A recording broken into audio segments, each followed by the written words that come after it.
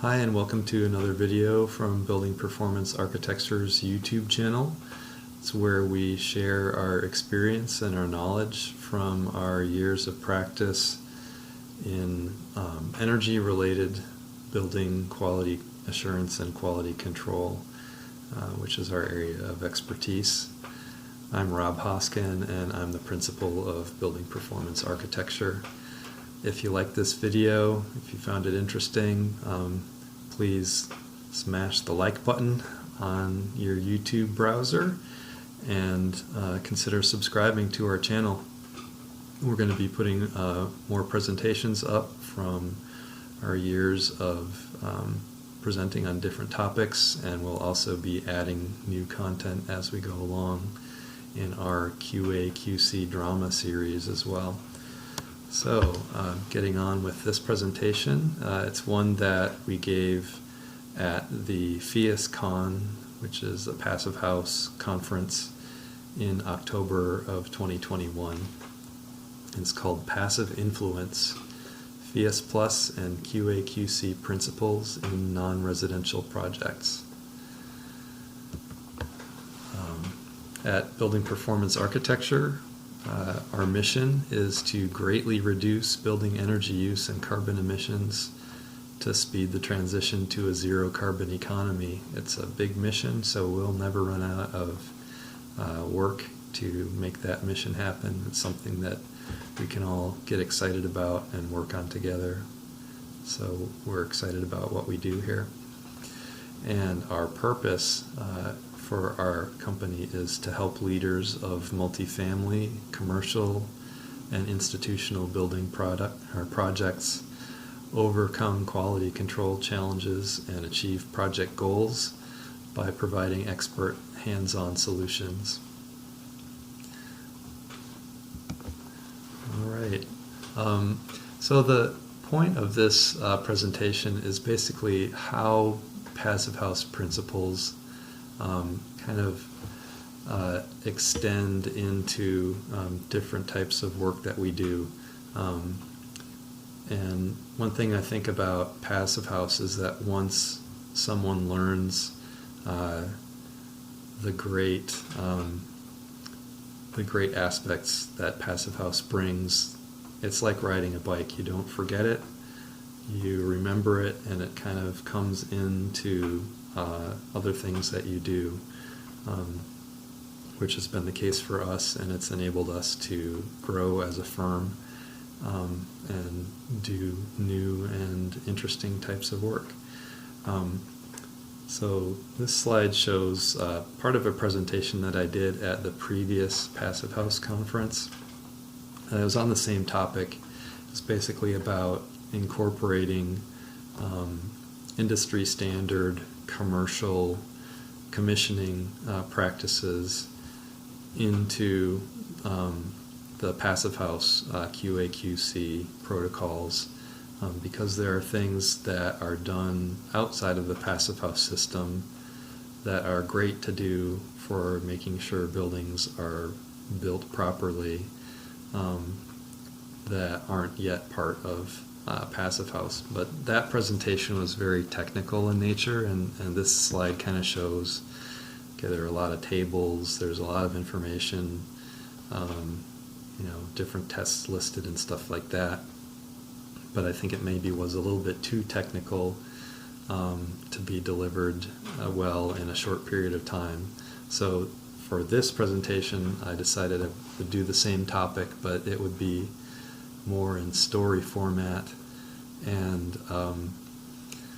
a little bit easier to absorb and maybe more interesting too. So I wanted to talk a little bit about what we do in Passive House, and just give you kind of a history of what we've done there, and also extending into other types of projects.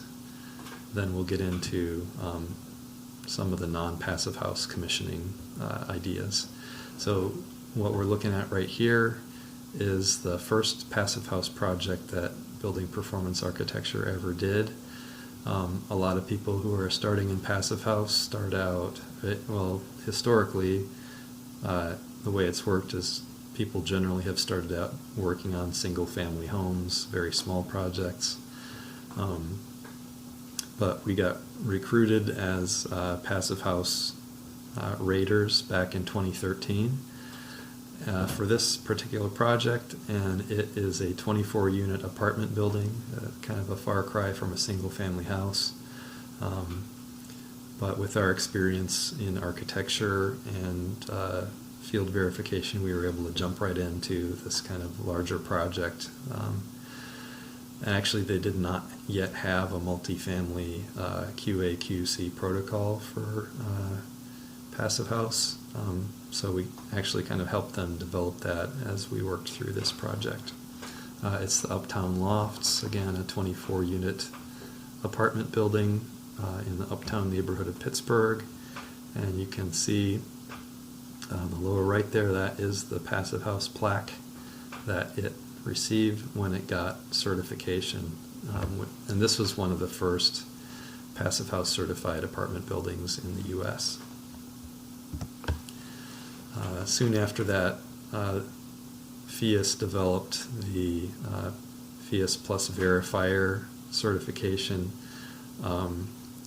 for people who do the QA/QC work for projects larger than single-family homes, for bigger buildings, and we were in on one of the first trainings for that.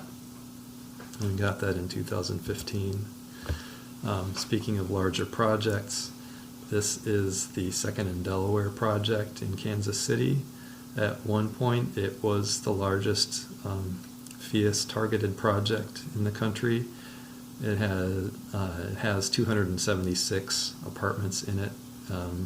It's basically two mirror image buildings, each with 138 apartments.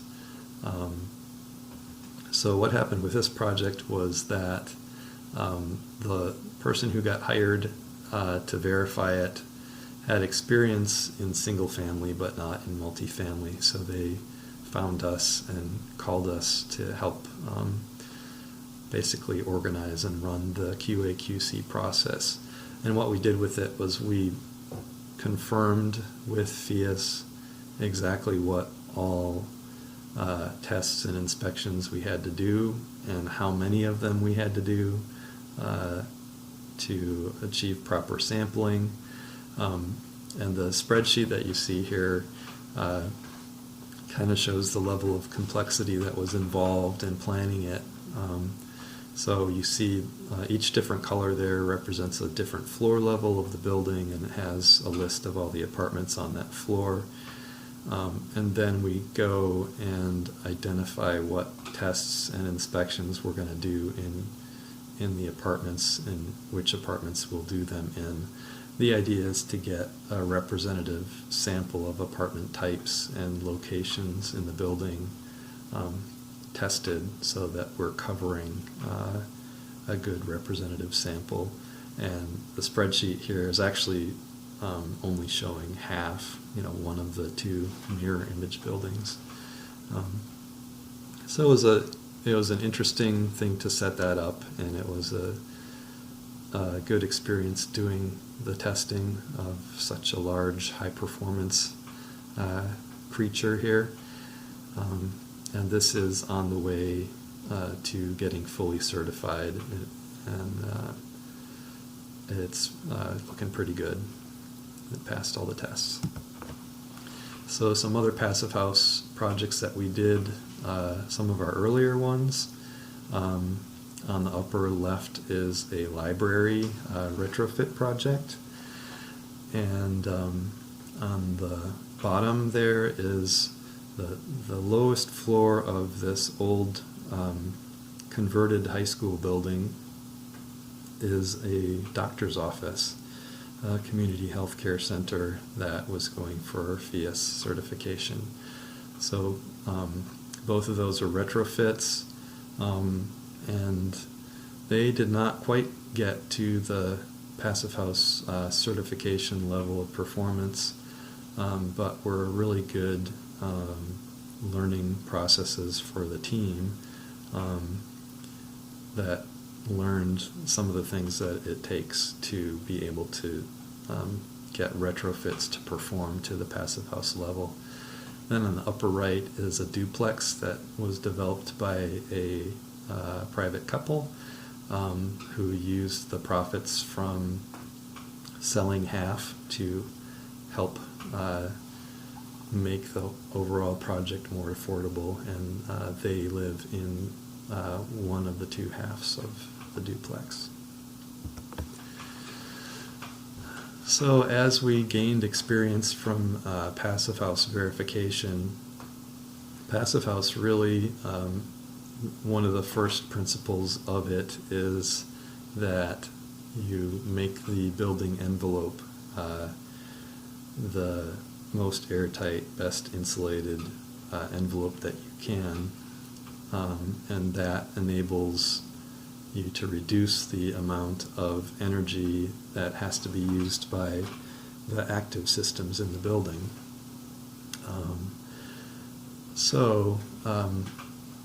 We got into building envelope commissioning kind of as a natural outgrowth of the passive house verification work that we did, and also being an architecture firm that, architects, they are the designers of the building envelope.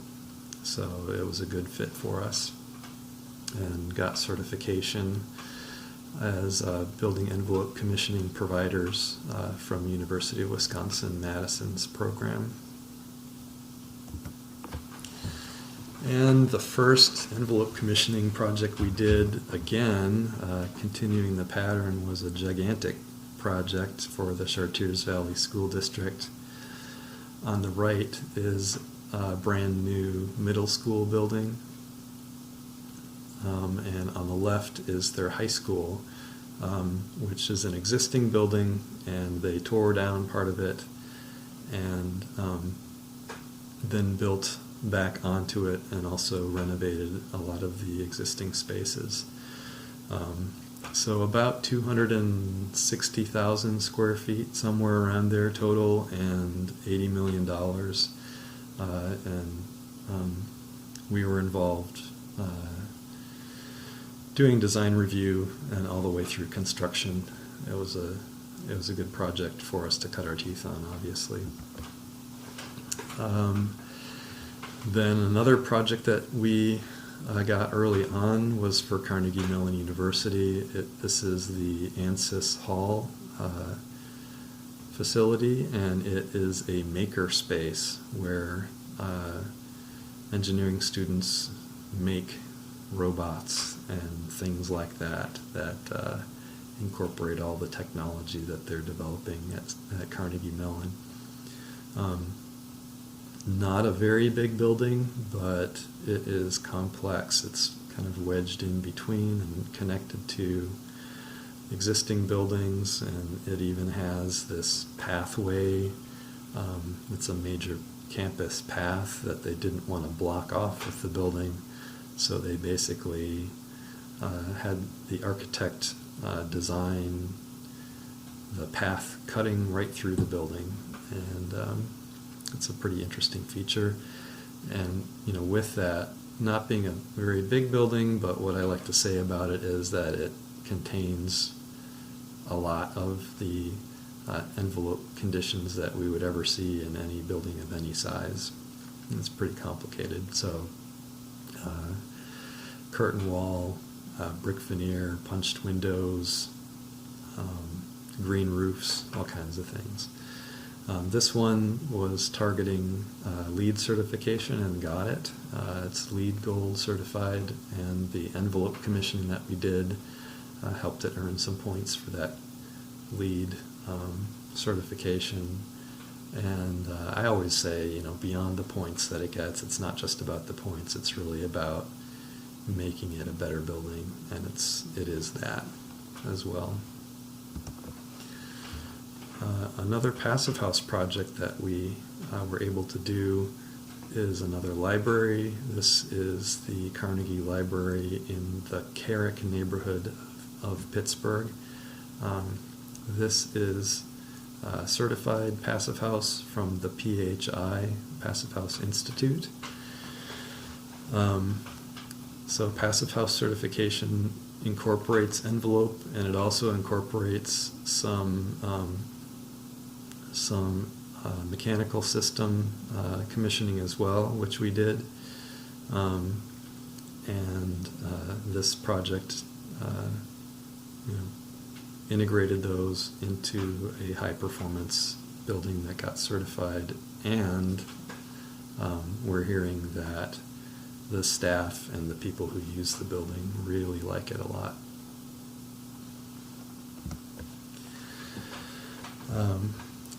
This building is a conversion of a former municipal garage, actually two garages in the two kind of rectangles there that you see, into what they call the exhibit staging center, where they build the exhibits that are on display in the classic glass enclosed botanical gardens that are up the hill from there.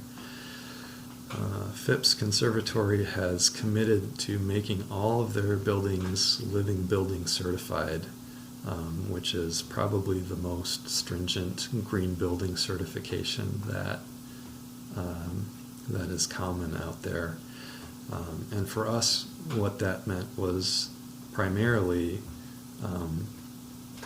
this building has to create on site all of the energy that it uses.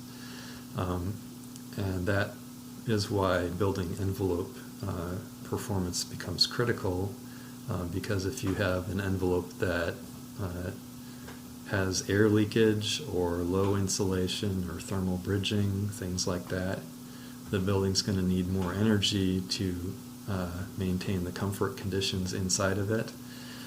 And that means that there's a chance that the solar panels that are on top of the building might not be able to produce that amount of energy that the building needs.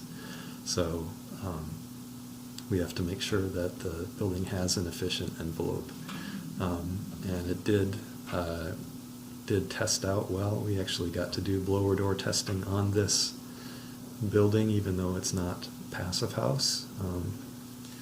And it came out well under the code required level of air tightness. Less air leakage than the maximum allowed, I should say. Next is another project. This is the Highland Sports Complex in the Wheeling, West Virginia area. It's a pretty interesting project. It's got two giant metal buildings, which we did not commission because they're designed as systems unto themselves. The one on the left contains a full-size football field and can be divided into 3 soccer fields. And on the right is about an acre of hardwood floor underneath the roof, and it is enough to accommodate 6 full-size basketball courts. So they are able to have a lot going on there with sports leagues and stuff like that. The part in between the two metal buildings is what we commissioned.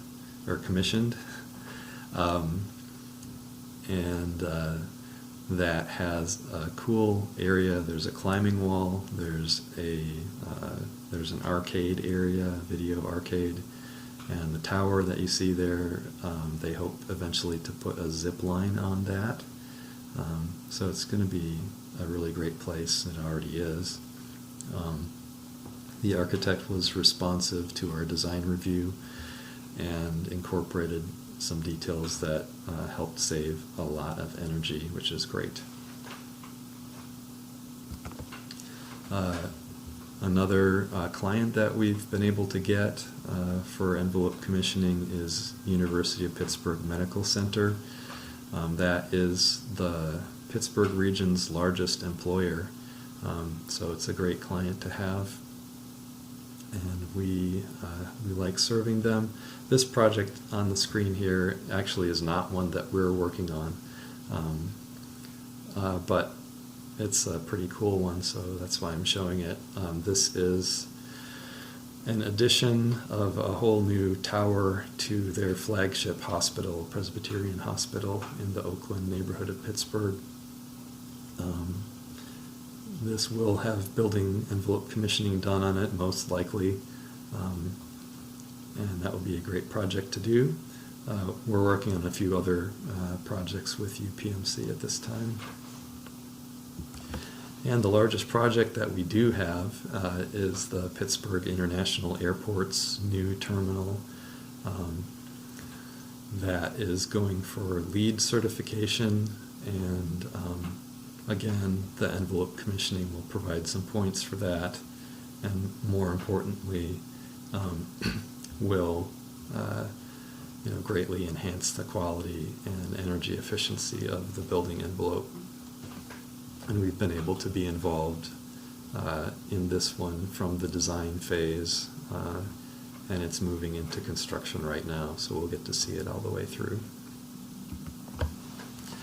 So I've used the word envelope commissioning or enclosure commissioning a lot already, but I haven't really explained what it is.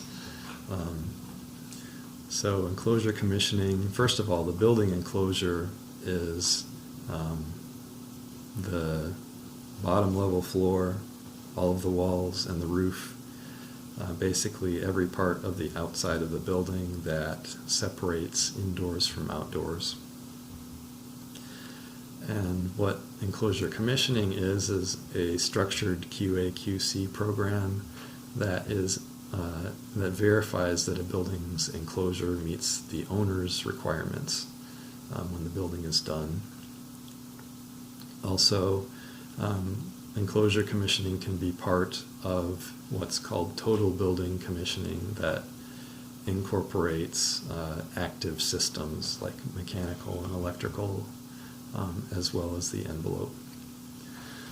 So enclosures go way back into history and prehistory. That's basically what a building is. And these days, with our new high-tech buildings, we want to make the enclosures as good as possible. So what we look for generally is continuity of the enclosure barriers in order of importance. That's the water barrier, the air barrier, thermal barrier, and the vapor barrier. Those are the main four. And then as other factors are important to an owner, we can look at them. We can look at the noise barrier, we can look at light coming through the envelope, lots of things like that. So the rest of the presentation is going to be about how we've applied enclosure commissioning to projects, what the process is like, how passive house principles have influenced that work that we do, and lessons that we've learned along the way. So to start explaining the process of enclosure commissioning, one of the key principles is that the owner gets more value out of the process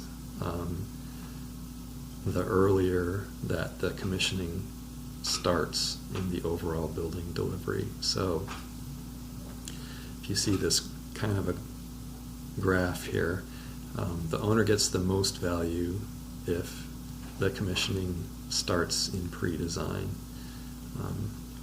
So we like when we can get into projects early because that makes the outcomes more likely to be better. So the main four parts that I want to talk about in the commissioning process, there's four of them, and the first is developing performance goals and testing plans. So lots of times project teams come in not knowing that much about envelope commissioning, as it's a little bit of a new field.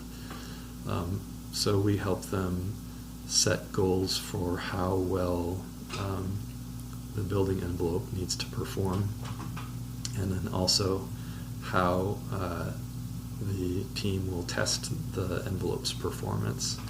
So that takes place during the pre-construction before construction starts. And also, the next thing before construction starts is we do a design review of the drawings and specs, and we can identify things in those drawings and specs that might be problems in terms of the continuity of the envelope barriers that I talked about, and also some of the testing plans and other quality requirements that are in the specs.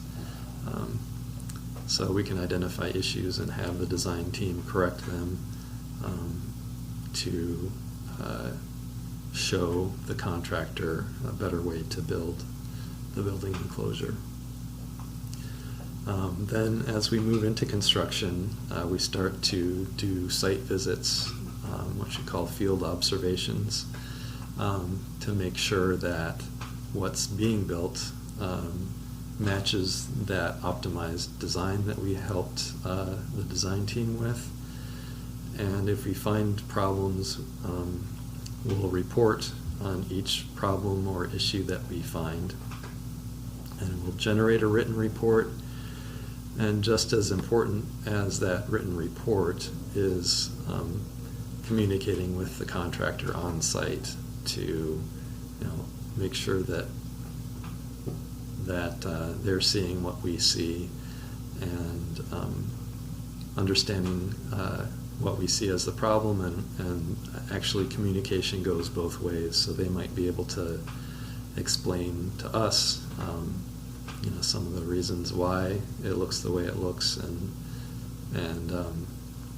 whether what we're seeing is quite as big of a problem as it might be in our imagination. So, and we track every issue that we see. So we use an online commissioning software that's really great for that, and it keeps all of our issues in one place, and we're able to track them all the way through the project. So that's kind of what the construction phase of commissioning is all about, and the software we use really helps that. And then last, after a system gets built and we observe it and it appears to be in good working order, we do the quality control testing on that system. So to put it through its paces and make sure it's doing the job that it's supposed to be doing.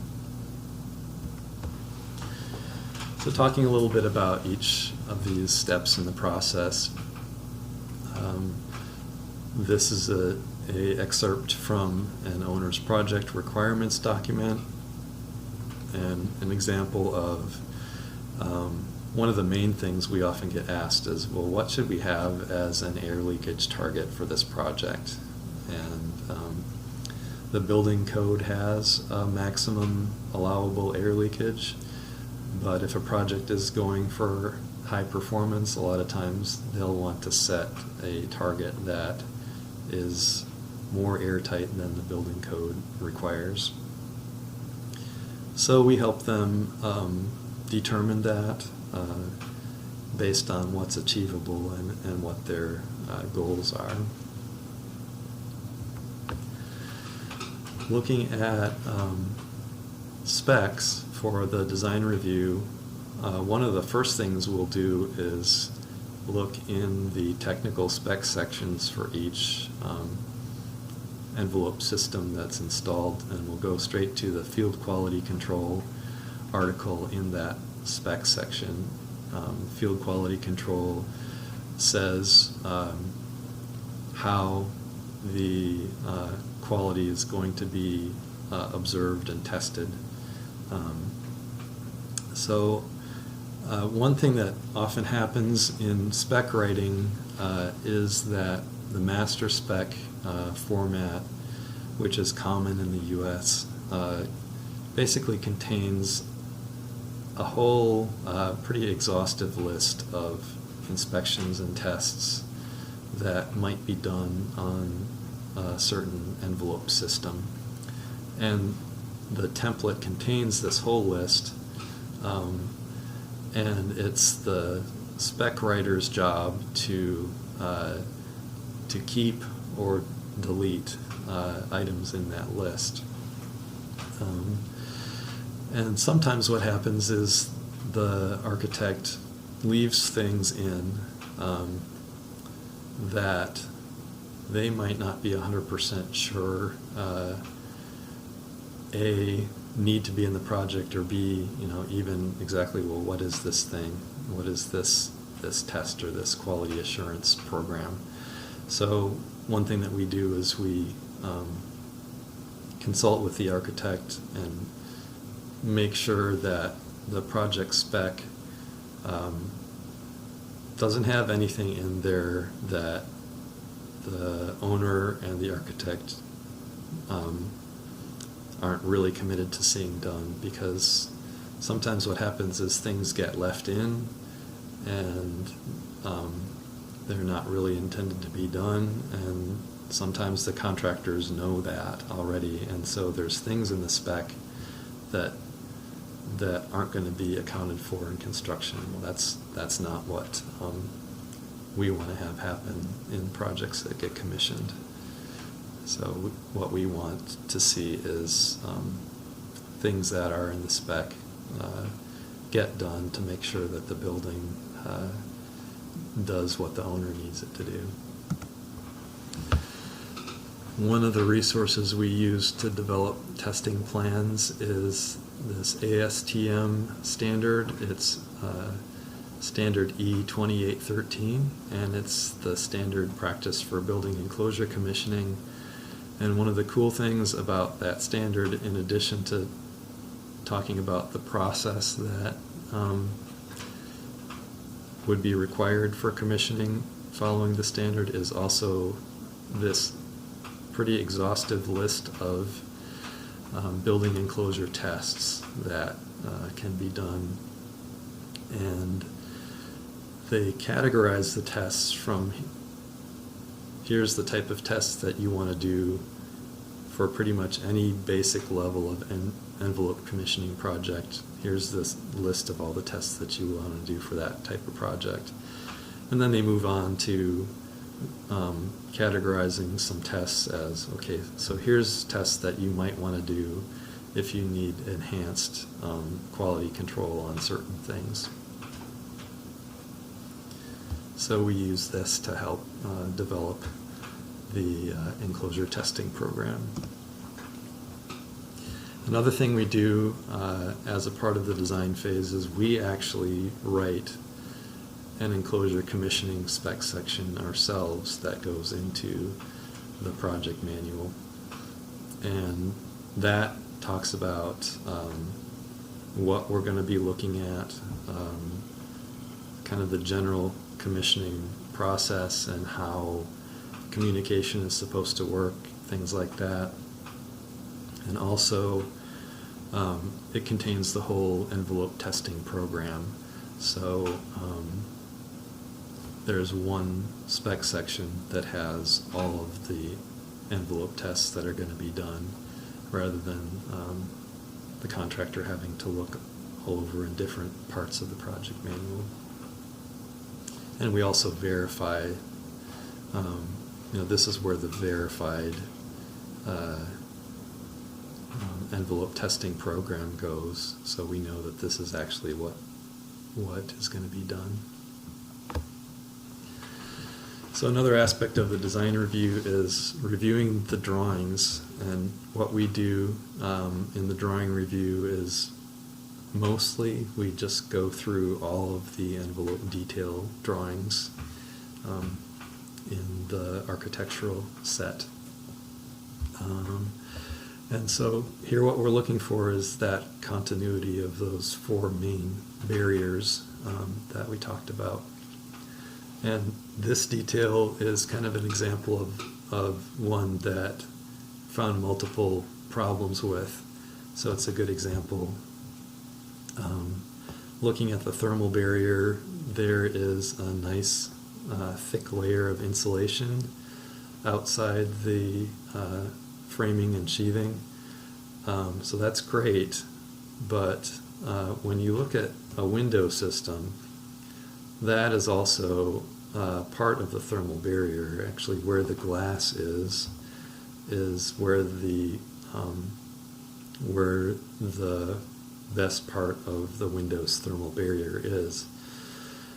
So when we're looking at this, we see that the window system is pulled all the way back to the back of where the insulation layer is, which means that the curtain wall's thermal barrier is not aligned with the thermal barrier for the rest of the wall, and there's a point there where that blue line goes through.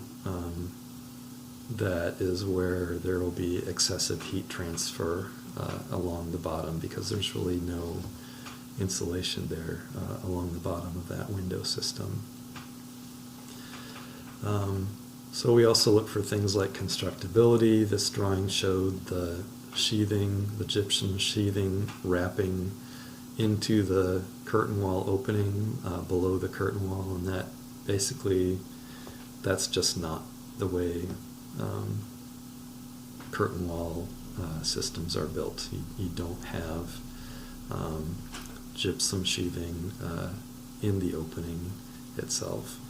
So just something where we're trying to show the architect that that it's best to draw this the way it's going to be built, because it's not going to have that gypsum sheathing there, and other things that are touching that then are going to be touching something other than that.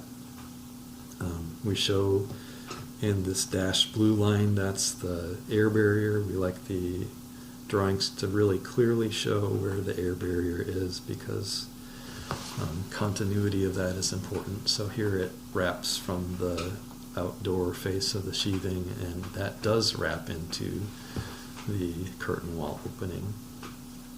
And then the sealant and the curtain wall itself are other elements that make that air barrier continuous around the building. So then on the left and the bottom here, I said this was an example of one where we saw a lot of issues. So on the left is the list of individual problems that we saw. Each of them has a letter. And one of the key things that we do in both our design reviews and our field observations is that for any problem that we see, we don't want to just say that you got a problem here, this is wrong, and then just walk away. What we do is try to be a helpful member of the team, and we make a recommendation for how to correct every problem that we find. And if there's something that we come up against that we don't understand, then we'll work with the other team members to make sure that a good solution is available.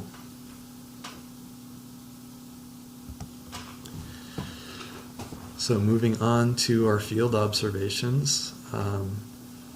This is just one example. So we inspect the building envelope as it's being constructed and find things that aren't going to work as well as they should. So this is an example of where this kind of orangish color here is a fluid applied air barrier that is put onto concrete block. And that's great because concrete block is not airtight. So to prevent air leakage, they applied this air barrier to the outside face. But then there's this joint between the two sections of concrete block wall where what they did was stuff that insulation in that crack. That insulation is not an air barrier. It will allow air and vapor to move through it, which is not what we want. And so we flagged this as an issue, and then made the recommendation to use backer rod and sealant or an expansion joint in that joint to really fully air seal there. So one of the key things that we're able to do with our online commissioning software is we're able to identify an issue that we see, and then each issue has 4 different status options. So when we first identify the issue, the status is open. That means that we're just telling people about it, and we're saying, hey, this is something that you need to look at and you need to fix. When the contractor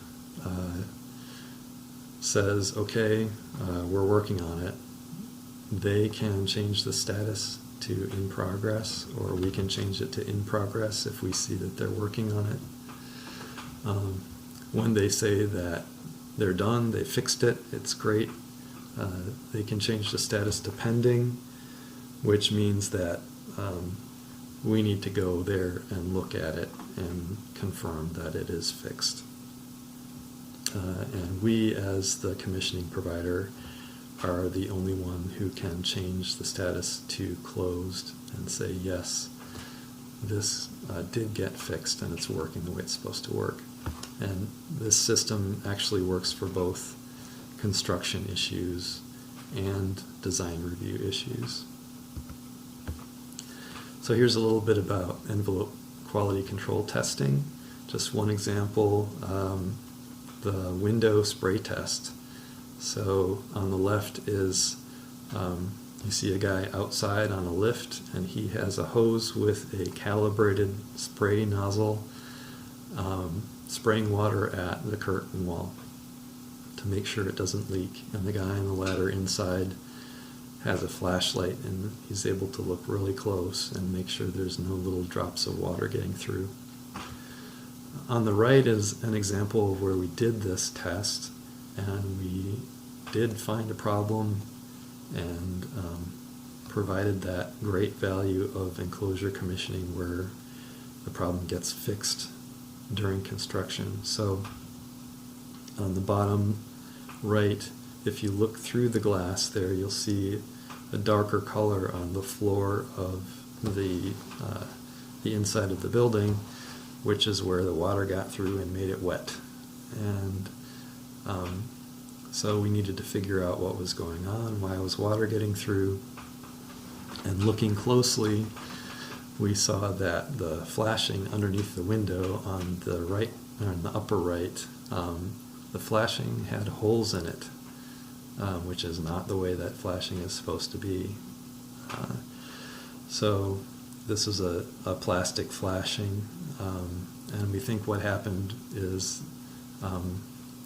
the flashing got installed, then somebody needed to weld something up on the roof structure above, and we think that maybe sparks had fallen down and burned through the flashing. So those holes in the flashing let water in. What would have happened eventually, the contractor would have put backer rod and sealant in this big joint here between the stone and the storefront, but that sealant doesn't last forever. So after the sealant eventually starts failing, that's when water would get through onto the flashing, and it would go through the flashing.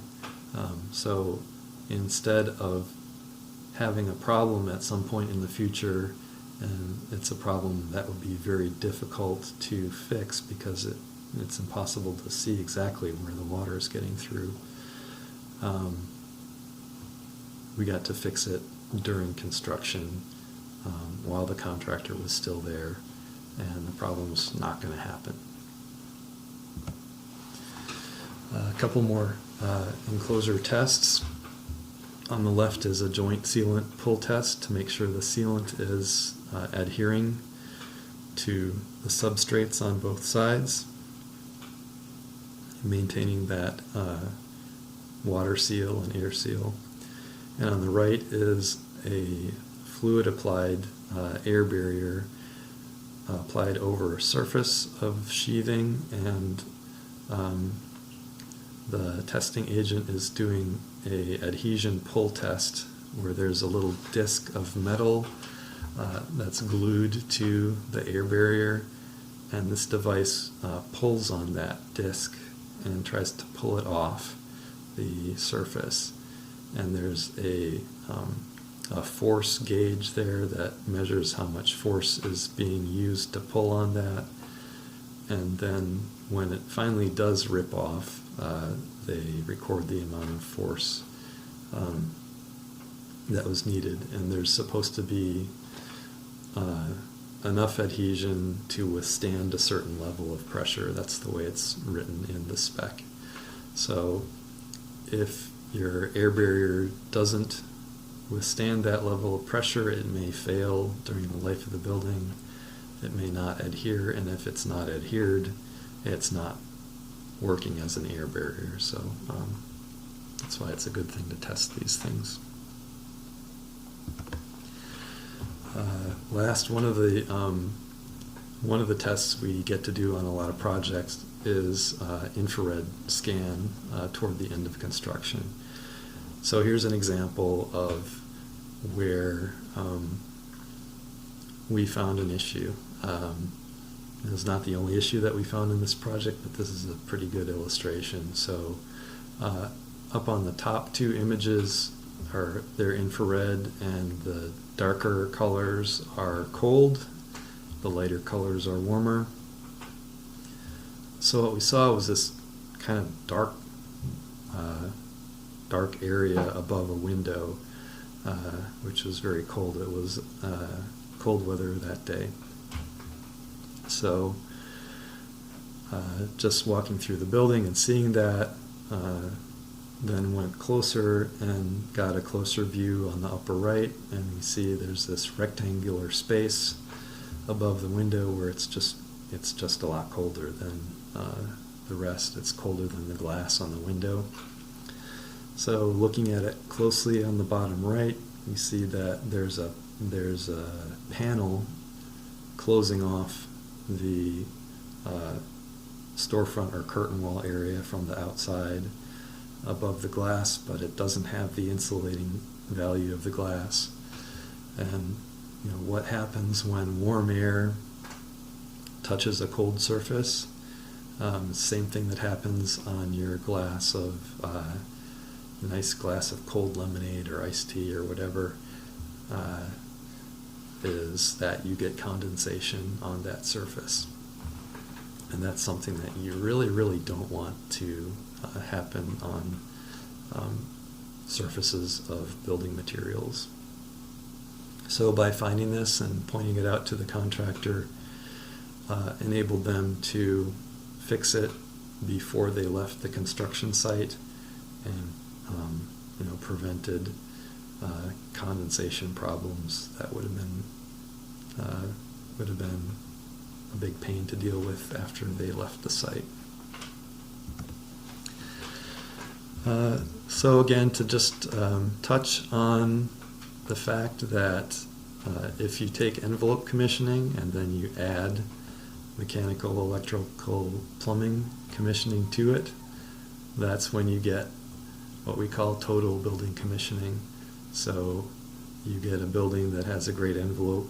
You have a building where the active systems are working the way that they're supposed to work, and you get a building that performs well and up to the standards that everybody wanted in the beginning. So kind of wrapping up here, just moving back a little bit to Passive House. A couple of buildings that will be able to do both Passive House verification and total building commissioning.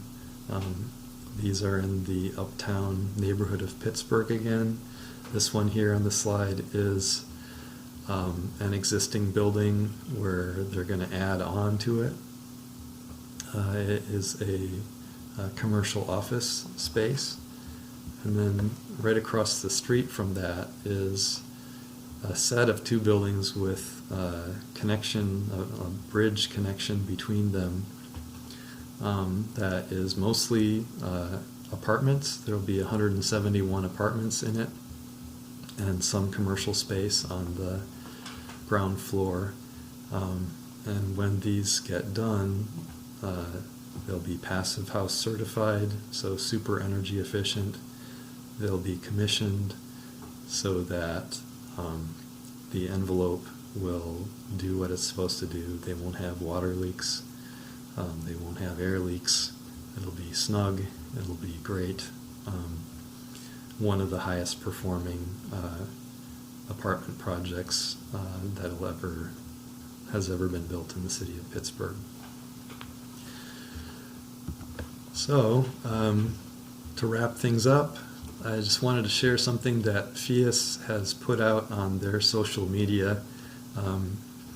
They are saying that the idea of Passive House is really catching on, and there are more Passive House projects starting, a lot more, starting especially in the Northeast part of the United States than have ever been going before.